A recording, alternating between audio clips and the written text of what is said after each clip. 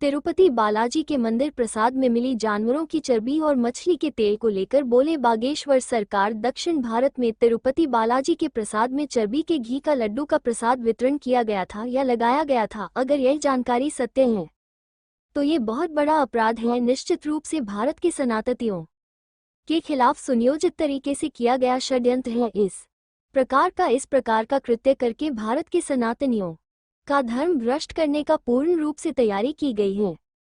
हम तो चाहेंगे कि वहां की सरकार सख्त से सख्त कानून बनाकर उन दोषियों को फांसी की सजा देवे। अगर भगवान के प्रसाद में चर्बी का प्रयोग किया गया या मछली के तेल का प्रयोग किया गया, इससे बड़ा वर्तमान में भारत में कोई दूसरा दुर्भाग्य नहीं हो सकता। इसकी बारीकी से जांच हो और सरकार से कहेंगे कि शीघ्र अति शीघ्र सरकार को हिंदुओं के मंदिरों को हिंदू बोर्ड के अधीन कर देना चाहिए ताकि किसी भी सनातनियों की आस्था को ठेस न पहुंचे। हमें ये सुनकर के बहुत मन हमारा दुखी हो रहा है। हम चाहेंगे यात्रा पर जितने भी तीर्थ स्थल हैं वहां पर बारीकी से सभी सनातनी जांच करवाई। दोबारा इस प्रकार की यह घटना पुनः न हो, इसके लिए सभी एकजुट होकर के तैयार रहें और मंदिरों को अब जो है सनातनियों के मंदिरों के ही आदि कर देना चाहिए, वरना इससे ऐसी स्थितियां निर्मित होती रहेगी। बागेश्वर बालाजी महाराज की कभी अभी हमको जानकारी लगी है। दक्षिण भारत में तिरुपति बालाजी के प्रसाद में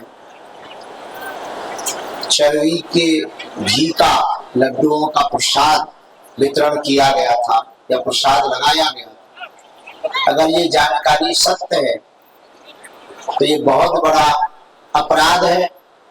निश्चित रूप से भारत के सनातनियों के खिलाफ ये सुनियोजित तरीके से किया गया षड्यंत्र है और इस प्रकार का कृत्य करके भारत के सनातनियों को सनातनियों का धर्म भ्रष्ट करने का पूर्ण रूप से तैयारी की गई है।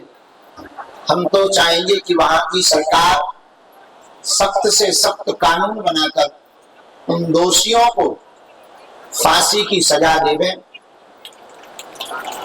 अगर भगवान के प्रसाद में चर्बी का प्रयोग किया गया या मछली के तेल का प्रयोग किया गया, इससे बड़ा वर्तमान में भारत में कोई दूसरा दुर्भाग्य नहीं हो सकता।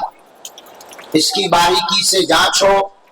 हम तो सरकार से भी कहेंगे शीघ्र अति शीघ्र अब सरकार को हिंदुओं के मंदिर हिंदू बोर्ड के अधीन कर देना चाहिए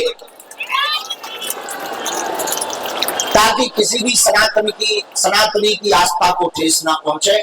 हमें सुनकर के बहुत मन हमारा दुखी हो रहा है और हम चाहेंगे यत्र तत्र जितने भी तीर्थ स्थल हैं वहां पर बारीकी से सभी सनातनी जांच करवावें।